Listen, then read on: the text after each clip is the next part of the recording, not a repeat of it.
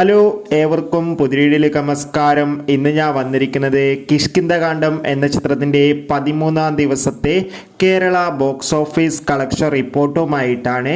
വീഡിയോയിലേക്ക് മുൻപ് video like ചെയ്യുക, ചാനൽ സബ്സ്ക്രൈബ് ചെയ്യുക. ഈ വരുന്ന സെപ്റ്റംബർ ഒക്ടോബർ മാസം ധാരാളം ചിത്രങ്ങൾ OTT റിലീസ് ചെയ്യാൻ പോവുകയാണ്. നമ്മുടെ ചാനൽ ഭാഗം പരിശോധിച്ചാൽ നിങ്ങൾക്ക് കാണാം. ആസിഫ് അലി, അപർണ ബാലമുരളി, ജഗദീഷ്, വിജയരാഘവൻ എന്നൊക്കെ പ്രധാന കഥാപാത്രങ്ങളായ ചിത്രമായിരുന്നു കിഷ്കിന്ധകാണ്ഡം. ചിത്രത്തിന് മികച്ചൊരു പോസിറ്റീവ് റെസ്പോൺസ് തന്നെയാണ് 13-ാം ദിവസവും പുറത്തുകൊണ്ടിരിക്കുന്നത്.